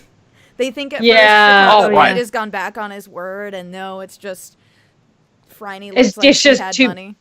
Yeah. It was weird. It was a little weird. And didn't really seem to have a point. Like, I feel like you could have just faded to black. Like, everyone could have gotten in that taxi and just been like, all right. Because I don't know if there's really much that came after that of value. I mean, I'm looking at it and, like... No. Okay. Like, so I'm not crazy. Cool. Yeah, no, they just, like, they have the attempted mugging, and then after that, it literally cuts to Phryne woke on Thursday morning knowing who had murdered Mrs. Henderson and wondering what she was going to do about it. Yeah, Like, that's the alright. next sentence. So Oh, yeah, there it it is. really could have just ended with, yeah. Anyway, not the point. Okay. So The point there's- is. Oh, go ahead. So the thing that I find odd is that this is a type of story that we've seen throughout all three books, which is young women or girls being either abducted for sexual reasons or having blatant sexual abuse, and it's always young girls. And like it's a weird, like, very specific, like it's always a sub storyline almost, but like it's just, I noticed it was in all three books. It is, and I'm there. This is also during the time, however, unfortunately, where I think, like, the white slave trade was like a big in full swing. I mean, if I recall correctly, which is also referenced in a later episode, where you've got these young girls, Yeah. the white gold or whatever, being sold into sex slavery. But I don't know. I think that was like when it was like kind of raging. And it was never like, if you were basically sexually mature, you were basically not wanted, essentially, because you were too old at that point, which is ugh. Yeah. It was just something that I noticed that, like, it seemed, No, because you're not wrong. that, like, I was like, I got to through and I was like, this again. Like, not saying like anything that it was a poorly told section of the story, just that it was a this again Yeah. kind of feeling. It makes me wonder if this is building up to Phryne encountering things where we're going to maybe find out more about. She talked about her own rape, and now we know she has a familiarity with chloroform. In fact, she says very blatantly, because the cop in the beginning asks, "How did you how'd you know what it was?" And she's like, I can't remember the exact line, but she said she's smelled it before, and it always makes her nauseous because it's sickly sweet or something like that. But Yeah. something about the way she says it, you get the feeling of, you've been chloroformed before. Okay. Like, it's not just she smelled chloroform, it's you've had a personal experience with chloroform, is the way that it is portrayed. And I'm kind of hoping that it is building into an overarching Me too, because you're right. storyline. Because otherwise it feels like a weird thing to consistently have as your subplot Yeah. if it's not building into an overarching storyline. Especially because in the last book, it really didn't, like, it wasn't actually a part of the plot. We just had Sydney, who was a pedophile. And it wasn't even really part of the plot beyond, we just know, like, you're a fucker. Well, and he was intending to do something to her before she vomited on him. Yeah. I love her. Which she thought was a very good idea. I know. And like, she's like, that was a good idea. I'm like, you, Candida. Oh, that girl. Oh gosh, it's so good. Sorry, I just No, that, you're right. Though. Yeah, that was I just. didn't think about that. Huh. And I had that thought that maybe it is building into that storyline, because obviously Phryne's got some abuse and some things like that in her past, and we are getting these little nuggets in each story about her, and maybe that kind of builds into where the TV show got the Jane story from. And the first one didn't really have it. I wouldn't say the abortion clinic was necessarily the same. But There was implication. Sorry, go ahead. No, go ahead. The implication was that a lot of the girls who were going there were being assaulted. Yeah. Well, not just an implication. It was That the people stated. doing the abortions were assaulting them. Fair. Okay. Yeah. I had forgotten about that. So I mean, on that note. Don't know why I thought about this though. I feel like in the books though, we get a much more clear idea of Phryne's age, because Eunice, who is 27, says she's younger than Phryne, which means Phryne has to be 29, 30, I would say, probably. Late 20s, early 30s. And I'm like, okay. That is a good age. I'm wondering if maybe it is a good age. It's beautiful. And I'm wondering if maybe that was not her initial decision, like when she first wrote Phryne, if maybe she had pictured her being younger and then decided, no, Phryne needs to be like in her like late 20s or early 30s. Oh, I think I forgot to highlight that line. Earlier books, to be honest, in that first book, she felt a lot younger. She did, and I would argue she felt much more like Phryne as we know her in this book. Yes. Especially because the way she's talking to like Alistair is not Alistair, Lindsay, where he's like, "Oh, I think I'm in love with you," and she's like, "Probably, but it'll go away." And I'm like, these are my life goals. I love that. It's just probably, but don't worry, it'll go away. Like it was a fucking cold. On the topic of getting more specific about age, there's a description that I apparently forgot to highlight that makes Jack sound a lot younger than he did in book 1. No, I think they describe him in his late 20s, I think. Because I thought, like, in book 1 he came across much older. No, they always refer to him as being pretty young, I think. Yeah. Or am I going mad? You might be going a bit mad. And that's fine. They do mention in this book that something about him being a family man and being very nondescript, like in appearance, which I thought was kind of awesome. Is like you've got this guy who can kind of blend into a crowd quite literally, and I'm kind of hoping that with that description, because I am such, you're out of focus, Des. Oh, there you are. With that description, I'm kind of hoping, because Phryne usually goes for like the very the very lovely, like outwardly pretty, not a lot of substance dudes. And I'm kind of hoping that like what basically happens is Jack kind of creeps up on her. Yeah. Because they're like hanging out so much, and that she doesn't have that immediate like, well, hello. It's like, that's how the now kiss moments happen. I'm not gonna lie, you guys. If the Jack and Phryne thing is just a thing of the show and not in the books, I will riot. Like, I will riot. You'll just show up at Terry Greenwood's one day, being like, "I need an extra book where they're hooking up." Excuse you. What is this? Because there is this great little line relating to Jack that I have highlighted. It's after Phryne has at some point just kind of done one of those things where she walks in, drops something in his lap, and walks out.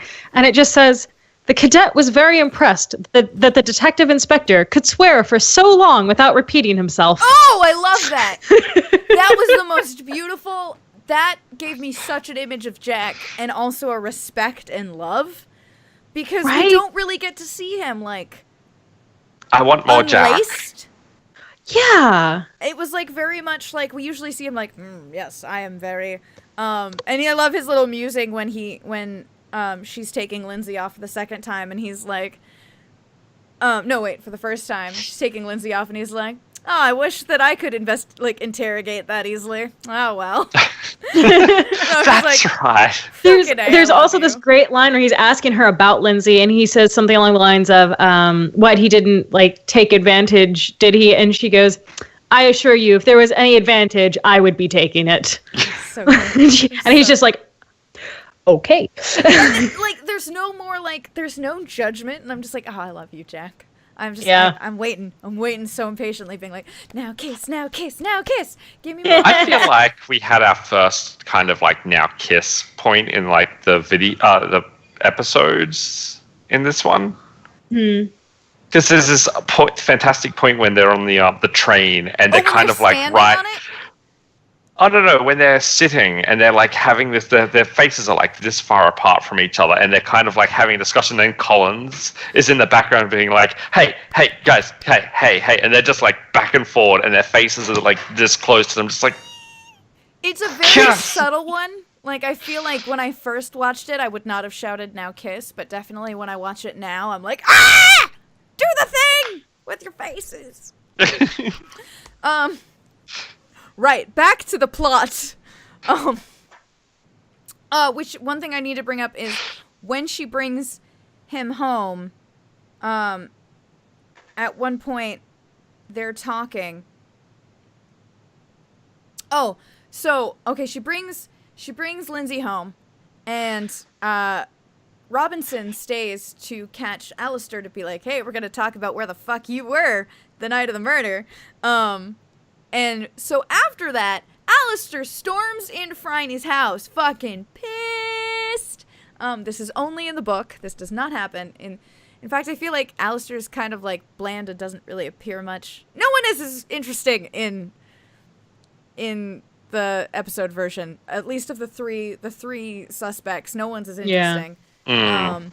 And he goes in and he yells at Eunice and he's like, did you sick the cops on me? And Phryne comes down like after like clearly like we've just had sex, her hair's all like mussed or whatever. He tries to hit her at one point and she's like, bitch, no, and completely like, I don't quite understand the move that she did. I think she's like holding his arm. Like, I actually know exactly what move she used.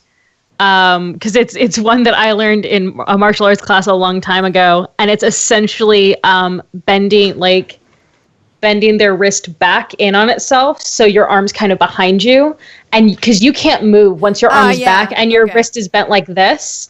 Is there anyone you can grab to demonstrate on quickly? I mean, if you really, yeah, it's actually basically almost exactly like that. Because she, like, if you have control over the wrist, then every time they move your shoulder, you're just like, that's not gonna work.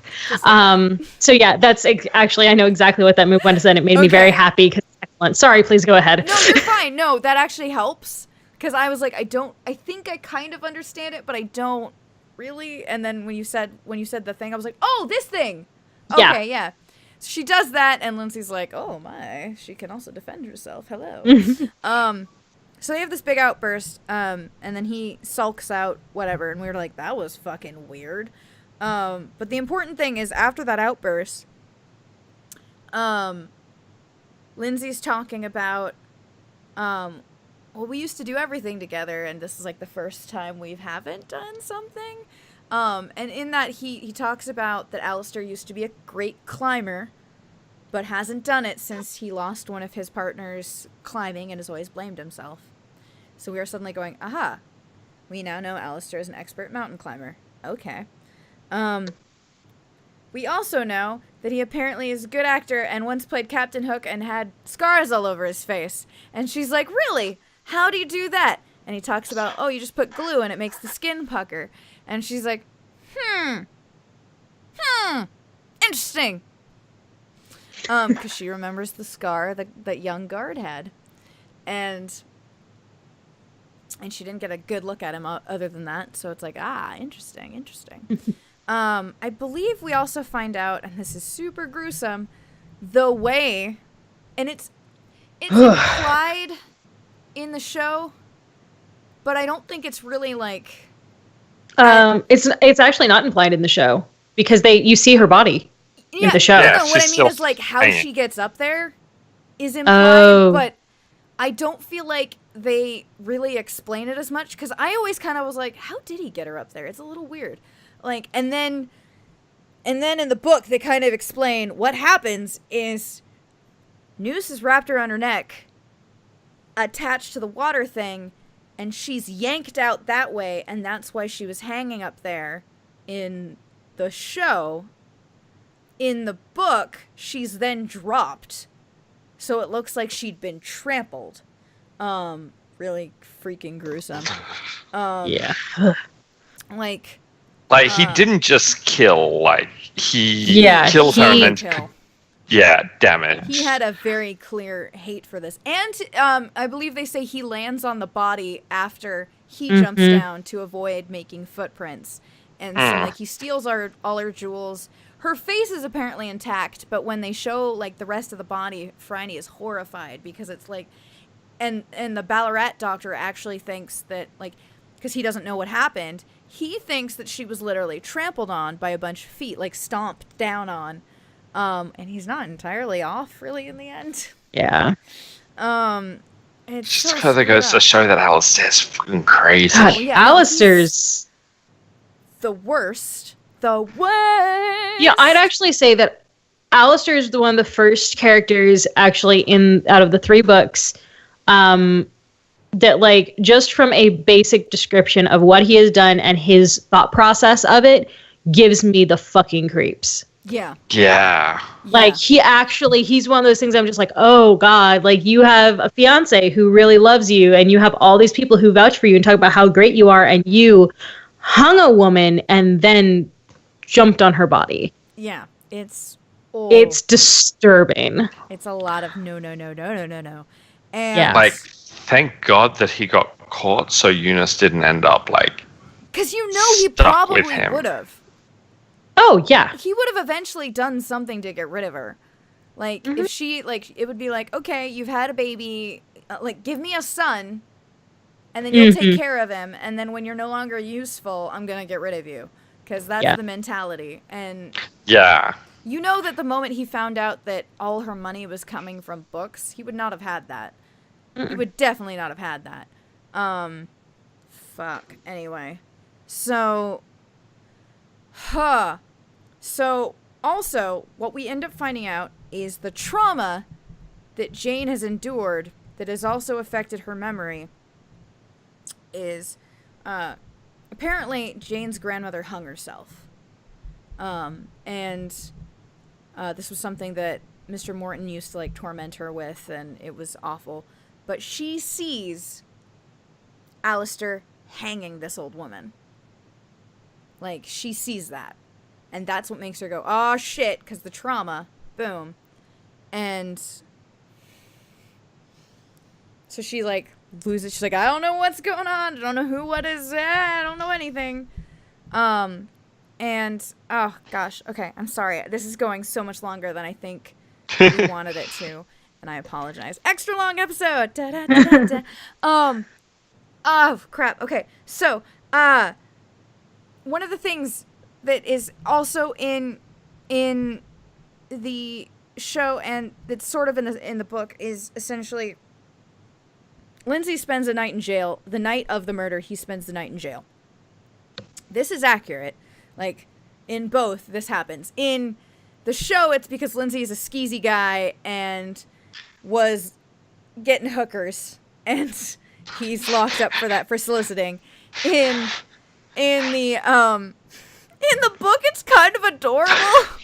Because what happens is Alistair, in order to make his alibi, is like, well, you know, you're going to be a lawyer, so you really need to see what the inside of prison is like. So what you should do is get yourself arrested and use a fake name so it's not on your record. And so he tells him to go do that. And so Lindsay does it, because Lindsay's a dumbass puppy. Love him. But he's just like, he's you know so what, you're right. sweet. Like, yeah, that's right. My buddy's looking out for me. That makes sense. And he kicks a guard and steals his hat. Was that what it was? It's something ridiculously, like, acting It's like juvenile. It's so juvenile. acting like he's drunk, but definitely not intoxicated. But in the book, Alistair knows that he and Lindsay have a passing likeness. And so he lies and says, oh, I was in jail all night. You can check the book. This is what I did, da-da-da-da. And because there's a fake name in the show, he says that it was him, that he was caught soliciting. And then Lindsay later is like, no, that was me. Al and I have this standing deal that anytime I get in trouble, I can use his name because then I can go to the bar unblemished. And you want to punch him the entire time. Literally, Lindsay is like the most smarmy little rat boy in this I liked him show. so much more in the book. Yeah, he's so sweet in the book. And I was really glad that he doesn't get sex from Phryne in the show, because you do not deserve it. You don't deserve it. In the book, he's this kind of like starry-eyed, he knew who Phryne was ahead of time because he's read like all of the articles about the cases that she worked on in the past. He's a little and like fanboy. He's a little fanboy who's just starstruck, and like, he's this so woman sweet. Is amazing. And I'm like, you are wonderful. You guys go have fun. I'm really glad that in the show he doesn't get any, because I'm like, no. Oh yeah. Phryne, don't put your mouth on that. You'll thank me later. He was just so smug and annoying, and I just hated him so much. The worst. I forgot that, and then I watched it today. I'm like, God, right? Why? So Alistair's brought in again for questioning, and they there's a thing where there was 2 guards who saw the guy that night, and one is like, I think it's him, it kind of looks like him, I don't know, I didn't remember very well, but the other guy is on vacation or whatever. So they take a picture of Alistair, and they're like, sending it to this guy who I think he's on his honeymoon or something like that. Yeah, he's on his honeymoon. And they're like, all right, let's get it to that guy, because both Robinson and Franny are like, it's gotta be him. How can it not be him? There's no way this guy's alibi is that tight. Like, this can't, something's wrong, something's amiss. So they're like fighting for that. During this time, when he's checking out, Franny is on the phone with Jack and is like, Jane's remembered. And I've got to talk to you, because she's basically, Jane saw the murder, and I don't know how, but it's got to be Alistair. Which is why I think he sends, if I remember correctly, that might be why he sends the photograph. She's like, it's him. I don't know how it's him, but it's him. So Jack's like, okay, I got to poke holes in this alibi now. All right, okay, there's got to be. All right, I'm going to go check this. That'll be my last thing. And we don't know at the time, but Alistair kind of overhears this, and he's like, fuck. Yes. Because he realizes he's got to take out Jane. Which results in this terrifying, like, 'cause what happens is they do these madrigal songs with all of Lindsay's Glee Club buddies. It's so ridiculous. And the women's choir, because Franny convinced the guys that the women knew dirtier songs than they did. And they're like, nah. They made a bet. No. And then she gets there and they're like, oh my God, you were right. You were right. You won the bet. Is great. And in the middle of all this, I think there's a little bit more sexy time, because Lindsay is a horny little child. He's not actually a child. He's in college.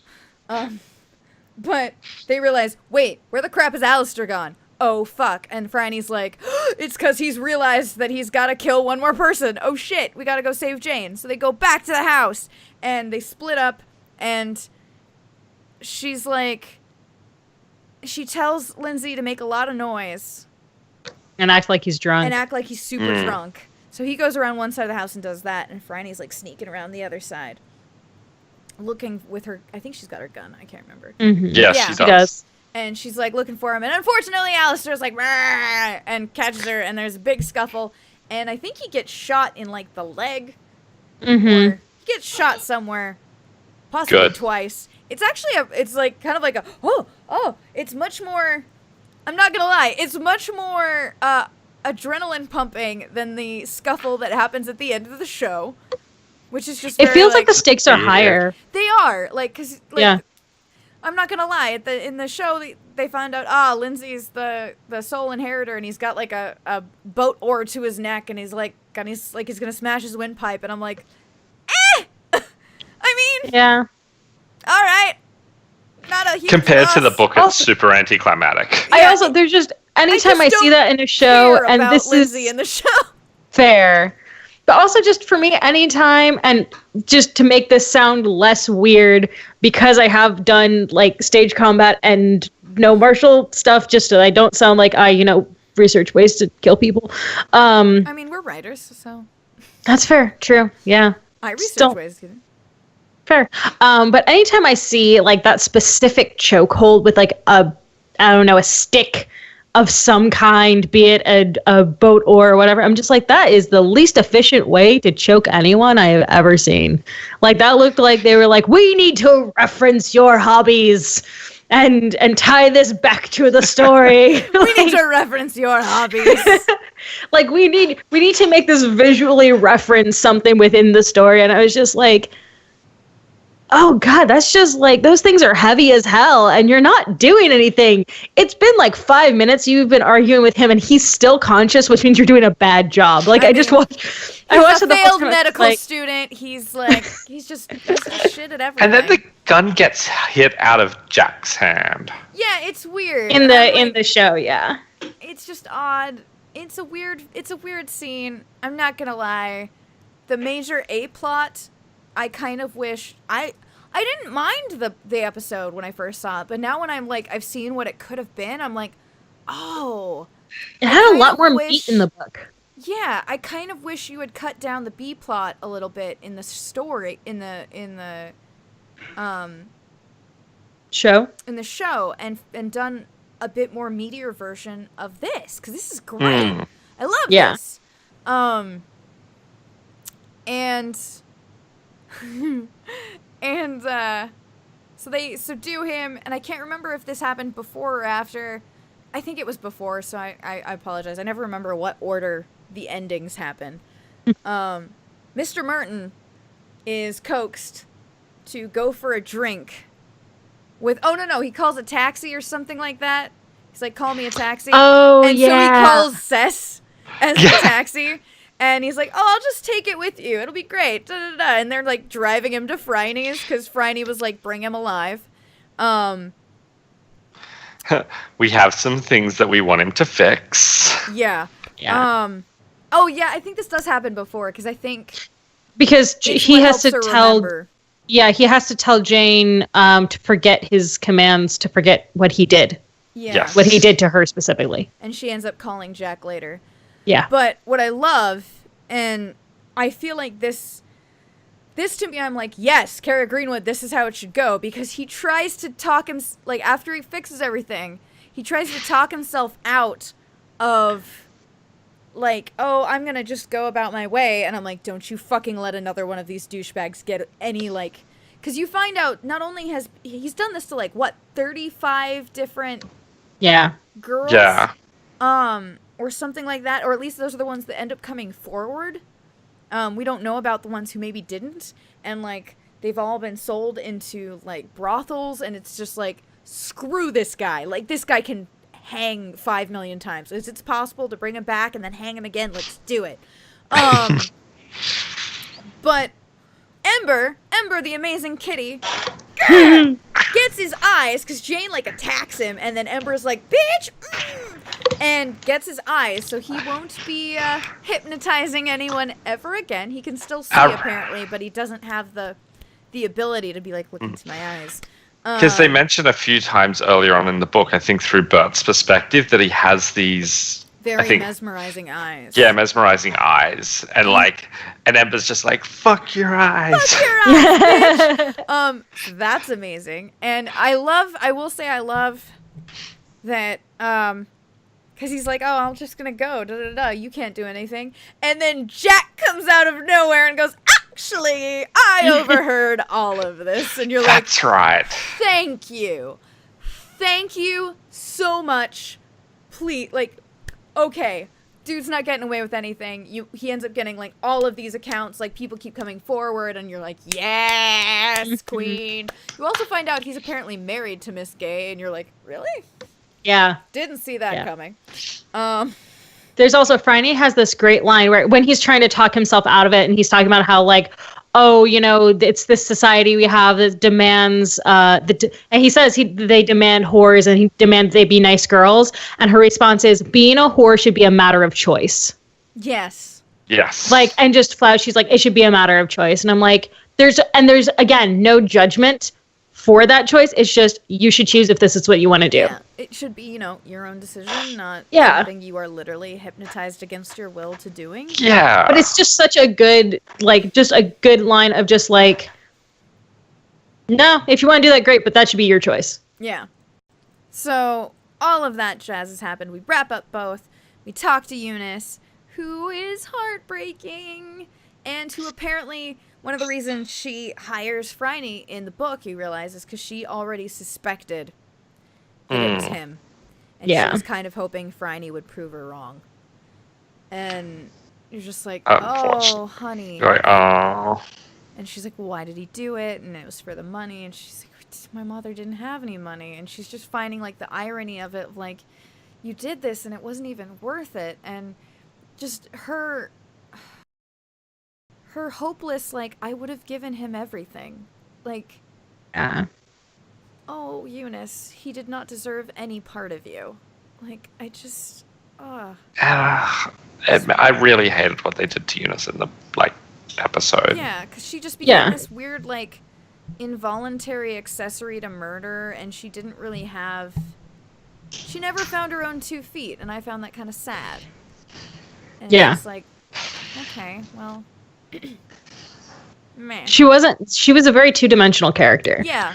Like, you never really learn much about her as a person other than you obviously had a crappy relationship with your mom and then you helped accidentally kill her. Yeah. It just, not accidental, and Yeah. she was either choosing to believe it or... And then she's like, Alistair, we've done such an unforgivable thing. And it's just... So... odd. It felt kind of weird. It's very It was weirdly dissatisfying. cobbled together. Yeah. Actually, to be honest, the way that like parts of this like episode, especially with the ending, come across is that like they kind of got 3/4 of the way through writing the episode, and then someone's like, maybe we should have Eunice like involved. yeah. And Yeah. they're like, we won't bother changing What a anything else, we'll twist! just tack And it you're on. like, no. Because like I'm like, clearly, so what's happened is the mum started waking up, so they're like, okay, better chloroform Eunice and then hang the mum. And I'm like, that... Well, I think it was a matter of she started waking up, so they chloroformed her again, and that time apparently it was too much, so he had to get her off the... It didn't really make sense, because I'm like, okay, if you had to chloroform her again, then why not, in that case, take the jewels, put the chloroform again, you're like, oh, we accidentally killed her? Okay, leave the chloroform rag on her face. Yeah. So it literally looks like someone came in and it was an accidental, like a casualty of a robbery gone wrong. Like, do Yeah. that then. Why did you go to, like, this effort? Like, it doesn't make sense. You're right, it does feel very cobbled together. So I think I can say, for the most part, I find myself very surprised in saying I actually liked the book better this round. Yeah. Same. Same. Oh, Zoe, you Everyone have was just... Oh, sorry, go. I think that just like every character came across better in the Yeah. Mm-hmm. in the book. Oh, and she adopts Ruth. Yeah, she adopts both of them. And you said you had some thoughts about the girls, and I wanted to, when we talked offline. Oh, I think that was about all 3 books having had the same theme of Okay. that was my thought about the girls, is that theme seemed to keep popping up. Yeah. A little, I don't know what I think about that. I think that's the only thing. Jane is the only thing in the book that I didn't like better. Fair. That's fair. Is the relationship with Jane of I wanted Jane to be, because I just really love that storyline with her sister, and I think it makes more sense. It grounds her. It grounds why Phryne's so willing to change her mind about children in that moment, and it's very obvious that Jane is a very particular exception, and in the book she doesn't have that same sort of reverence.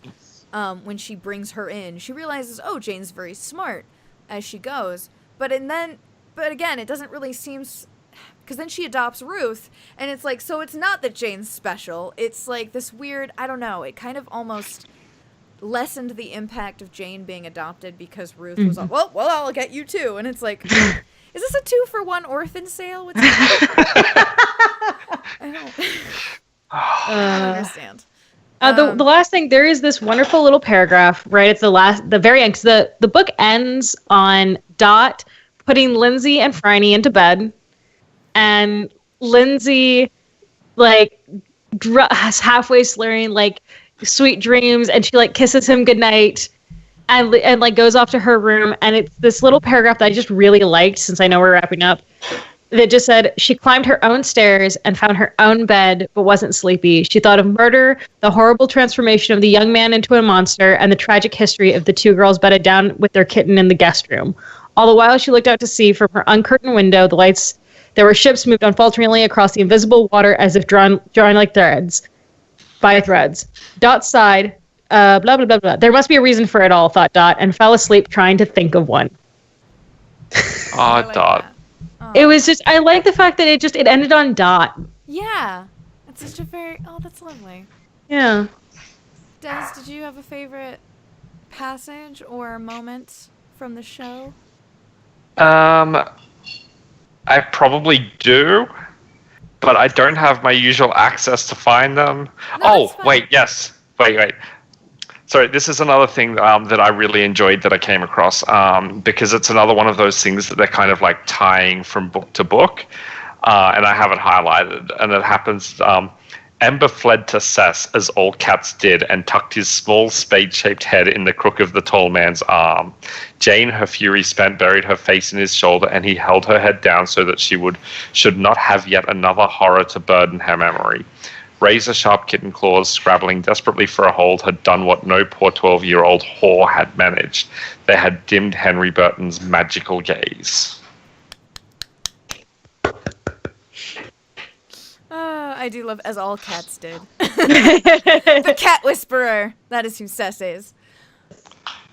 I really enjoyed that particular paragraph. Yeah, no, that's beautiful.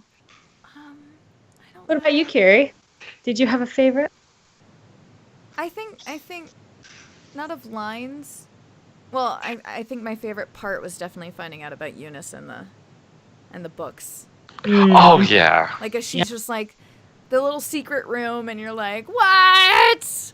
I just love that she was so shocked that she was good at erotica too. Right? She's like, it's really easy. Like, I can write this dribble in my sleep, and you're like, good for you, Eunice. There's a quote about that. I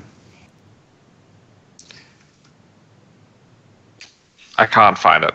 That's fine. And then I think my favorite part from the show is definitely when she does the "I had a sister called Jane" moment. 'Cause it's just such a beautiful piece of acting from Essie Davis, and also probably when she's standing on the back of the train and going, "Whoa!" Because that is such a Phryne moment, and I love that it literally comes after. He's like, "It'll be nice to be with a sensible woman who enjoys the quiet life," and then it goes, "Woo!" And I'm like, hanging off the back of a train. Like, she sounds like the train whistle. That's how loud she is, and I love it. Anyway, Des, give us the quote. So, Eunice's writing is just, I could hardly type fast enough to keep up. I never knew that I had such an indelicate imagination. Oh, I love that. I never knew I had such an indelicate imagination. Oh, Eunice will be okay. That's my favorite thing about this, is like, sometimes at the end you're like, what's gonna happen? But Eunice is gonna be fine, guys. She didn't turn her into a damsel in distress. Yeah. It was which great. I really liked. Yeah. I want to read whatever book Eunice writes after all this goes down. Right? I hope it's a murder mystery erotica. Like, she just ends up writing about Lindsay and Phryne. It's really, she's like, all right, I'm gonna write about the lady detective. Secretly, we find out Eunice is Carrie Greenwood. Done and done. Everything's Zoe, what do you hope for the next book? What is one of your hopes? One of my hopes is that we do get to find out more about Phryne's past. Because we've gotten little windows into it in the last couple of books and in this one, and they've been really interesting. And I really want to see if the TV show just made up the Sister Jane story, or if there is more of a basis to it. I feel like there is hints where you're like, ooh, is it maybe? Yeah. Des? Look, at this point, especially because, like, watching the episodes, we've started seeing, like, Hugh and Dot, like, being awkward and adorable together. I really want Hugh to show up and for that relationship to start forming. Yeah. Me too. But that's because, like, I'm just a massive sap. No, same. That is also one of mine. I'm hoping, because Jack was more involved in this one than he has been in the past two, I'm really hoping we get more Jack and Phryne working as a team. Because I need that in my life. Like, more of this. More building to the now kiss moments, please. Because again, if you don't ship them, Carrie Greenwood, I will riot. I'm not kidding.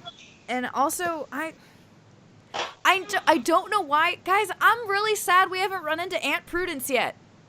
Yeah. Like, I'm actually sad. I'm like, is Aunt Prudence just a complete... Because if Aunt Prudence is made up, then that means Arthur's made up. It's made... Then, oh, shoot. What's her other son's name?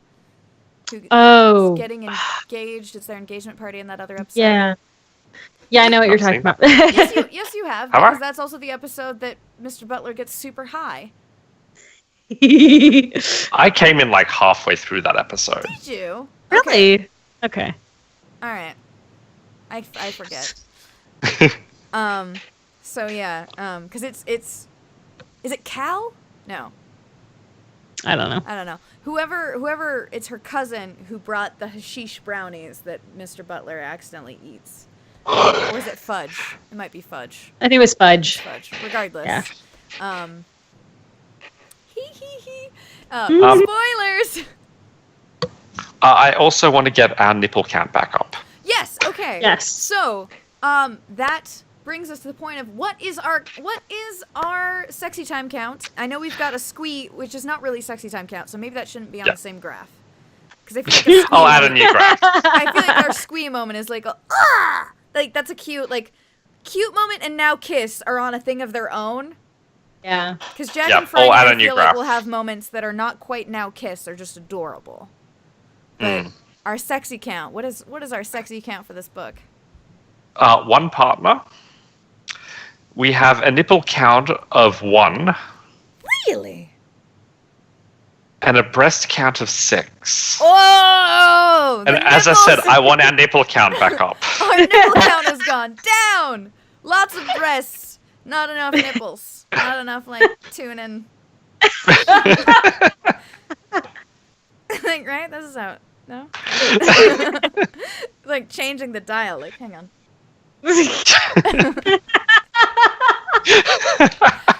Wildly inappropriate, Callaghan. I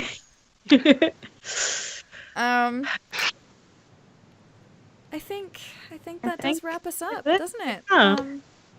This has been a longer episode, but I feel like we made up for the fact that we had to do the last one twice. Fair. Zoe, can you tell people where they can find you? On Twitter, you can find me at _ZenGirl_ on Patreon under my name and at simplysubtext.wordpress.com. Des, where can people find you? People can find me on YouTube, Facebook, and Twitter, all under Dezzles. I mostly spend my time talking about books, and I think playing Pokemon lately. Ooh. And of course, I am Kiri Callaghan. You are on my YouTube channel. You can follow me also on Twitter, Facebook, Instagram, and I'm going to hopefully revive my Twitch again soon, so there will be more gaming content, and we're going to hopefully talk more about stories. I'd like to really expand the bitch I'm here for the story thing, so we're not just doing this monthly vlogcast. I want to talk more about just story tropes in general. My brain is dead. Because I've had wine and whatever the crap these are made of. Thank you so much for watching us.